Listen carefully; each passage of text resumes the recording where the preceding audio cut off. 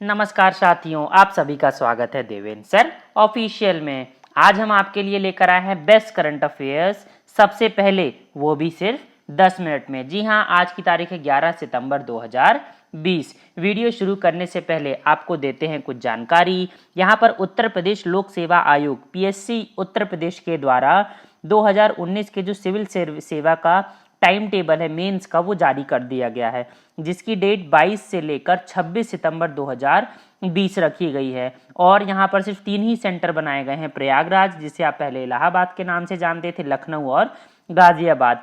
तो जो बच्चे क्वालिफाई हो चुके हैं वो 22, 23, 24 और 26 के लिए तैयार रहे मेंस का पेपर देने के लिए। इसके अलावा पीएससी उत्तर प्रदेश जो 2020 का पेपर है उसके लिए आपके जो परीक्षा केंद्र हैं उसको चुनने के लिए भी यहाँ पर विकल्प 10 तारीख तक उत्तर प्रदेश लोक सेवा आयोग के द्वारा रखा गया था। याद रखिएगा 10 तारीख तक की लास्ट डेट थी आपको ऑप्शन यहाँ पर चूज करने की।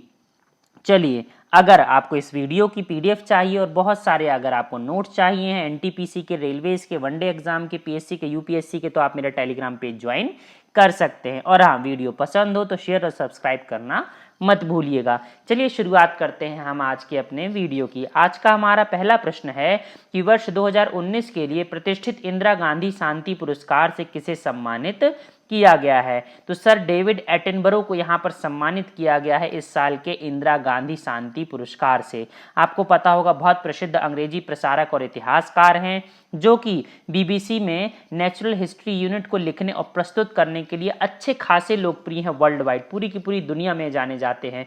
इन्होंने जैव विविधता को सुरक्षित और संरक्षित करने के लिए जो जागरूकता अभियान है वो बहुत बड़ी मात्रा पे चलाया गया है और इसीलिए इन्हें इस 25 लाख के पुरस्कार स्वरूप ये क्या भाई इंदिरा गांधी शांति पुरस्कार से सम्मानित किया गया है। इस पुरस्कार की शुरुआत 1986 में की गई थी। इंदिरा गांधी मेमोरियल ट्रस्ट के द्वारा यह पुरस्कार दिया जाता है। आप देख सकते हैं पुरस्कार की जो ट्रॉफी है उसके साथ में विजेता महोदय को, डेविड जी को। चलिए अगले प्रश्न की तरफ चलते हैं।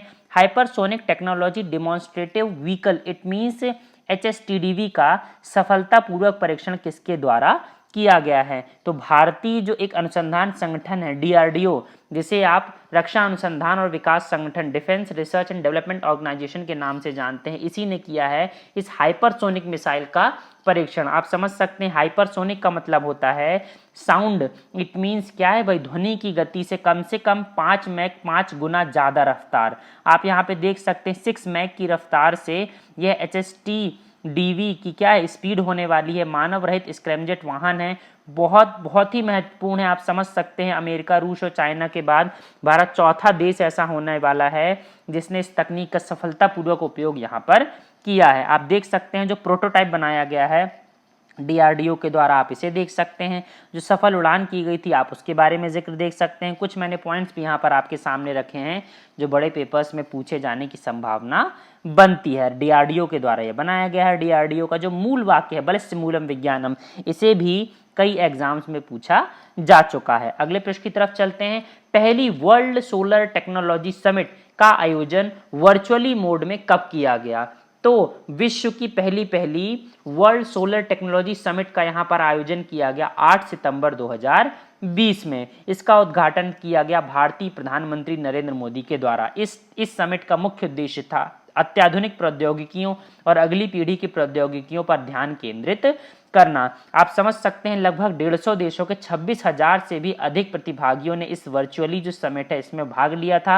आपको पता होना चाहिए भारत देश का मुख्य उद्देश्य है ये जो शक्ति की जंग है 21वीं सदी की, इसे क्या करना भाई, सोलर एनर्जी के माध्यम से रिप्लेस करना, ताकि विश्व में शांति स्थापित हो सके और प्राकृतिक ऊर्जा का उपयोग करके ही विश्व में क्या किया जा सके, बढ़ती हुई इस ऊर्जा की मांग को पूरा किया जा सके। इसीलिए अंतर्राष्ट्रीय सोलर संगठन की स्थापना 30 नवंबर 2015 में की गई थी।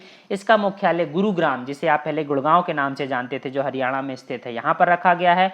और हाल फिलहाल में इस ISA के लीडर है उपेंद्र त्रिपाठी महोदय। आप देख सकते हैं 8 सितंबर की जो first world solar technological summit आयोजित की गई थी नरेंद्र मोदी के उद्घाटन के साथ ही। अगला प्रश्न देखते हैं हम।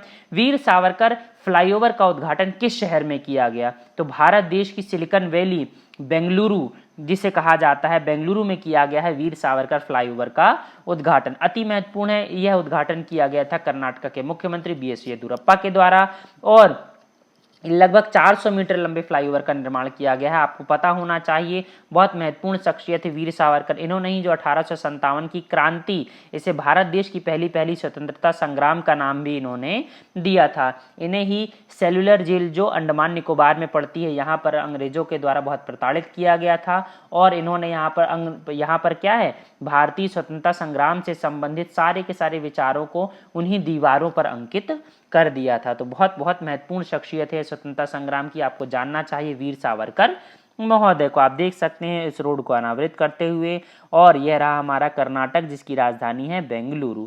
अगला प्रश्न देखिए, देश की दूसरी और दक्षिण भारत की पहली किसान रेल को कहां से कहां तक चलाया जाएगा? तो आंध्र प्रदेश के अनंतपुर से लेकर दिल्ली के आदर्श नगर रेलवे स्टेशन के बीच में चलाई जाने वाली है यह दक्षिण भारत की पहली और देश की दूसरी किसान रेल। यह 14 पार्सल वैगन से भरी 40 घंटे में लगभग 2000 किलोमीटर की यात्रा यहां पर करने वाली है। बहुत महत्वपूर्ण हो जाते हैं, मैं आपको बता चुका हूं। जो इसकी ये जो क्या है भाई, दो शहर हैं जिनको ये कनेक्ट कर रहा है, आप इसे याद कर लीजिए, ये बहुत महत्वपूर्ण हो जाता है। अनंतपुर से न्यू दिल्ली में, फिर से रिपीट कर रहा हूं, अनंतपुर से न्यू दिल्ली। इसके अलावा मैंने आपको बताया था कि भारत देश की पहली किसान रेल चलाई गई थी, उसके विषय में भी मैंने आपको बताया था। इसके मैंने याद करने की ट्रिक बताई थी, D2D, इट मीन्स नासिक के देवलाली से बिहार के दानापुर में। फिर रिपीट कर रहा हूं, देवलाली से दानापुर, यहां पर यह लगभग 31 घंटे में 1500 किलोमीटर की यात्रा की जा रही थी। तो बहुत महत्वपूर्ण हो जा रही है किसान रेल, आप समझ सकते हैं बिल्कुल डेडिकेटेड है, यहाँ पर किसानों के लिए यह रेल बनाई गई है। अच्छी खासी मांग भी देखने को मिल रही है यहाँ पर किसानों के द्वारा। भाई कम समय पर जल्दी से जल्दी ये जो फूड प्रोडक्ट है उनको पहुंचाने से होता क्या है कि फूड प्रोडक्ट खराब नहीं होते, किसानों को भी अच्छा यहाँ पर मुनाफा मिल जाता है और जो क्या उपभोक्ता हैं उन्हें भी अच्छी चीज़ें कम समय पर मिल जाती हैं। रेलवे को भी फायदा होता है, हर तरफ से यहाँ पर फायदा है किसान रेल चलाने से। तो आप समझ सकते हैं कितनी महत्वपूर्ण है ये। दोनों ट्रेनों को आप याद रखिएगा, पहली को भी और दूसरी को भी। अगला प्रश्न आपको याद होगा, इसी से संबंधित मैंने कुछ प्रश्न रखे हैं रेलवे से संबंधित। भारतीय रेलवे को ग्रीन रेलवे में बदलने का लक्ष्य किस साल तक रखा गया था? तो 2030 तक रखा गया है। ये जो वर्ष वाले प्रश्न है बहुत बार पूछे जाते हैं, आपने देखा होगा, देख सकते हैं कितने सारे पॉइंट्स यहाँ पर रखे गए हैं।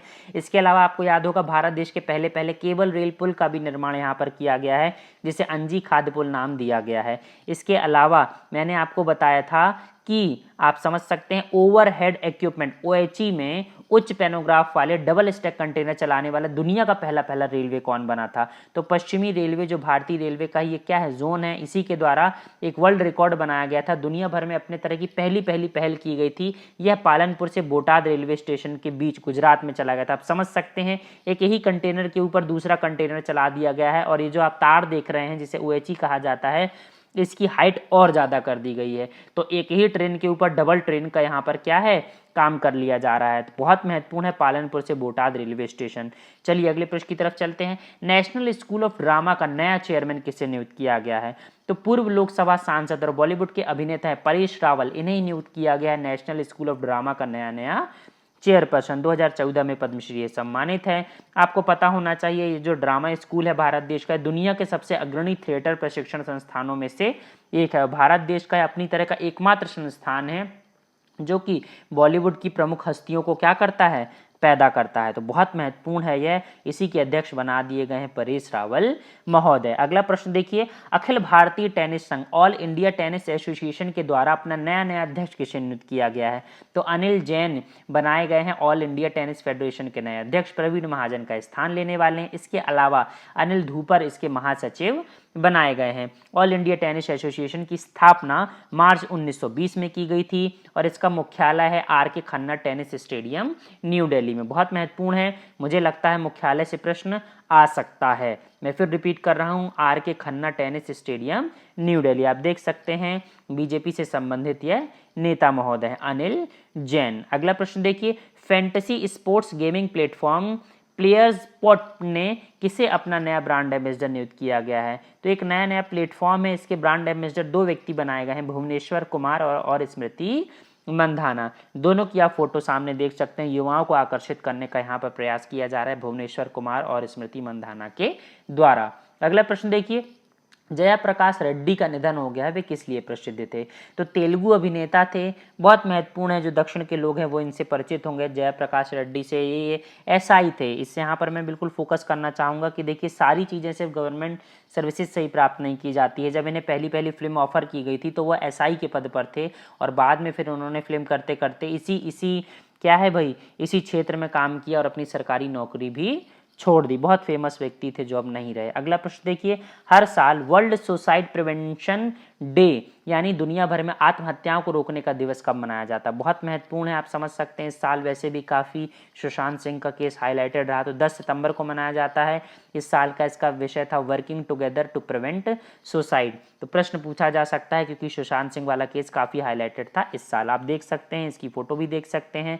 हमने 7 तारीख को मनाया था international day of clean air of blue sky. इसके अलावा हमने पोषण सप्ताह मनाया था 1 से लेकर 7 सितंबर तक। अगर आपको वीडियोस पसंद हो तो लाइक और सब्सक्राइब कीजिएगा। धन्यवाद।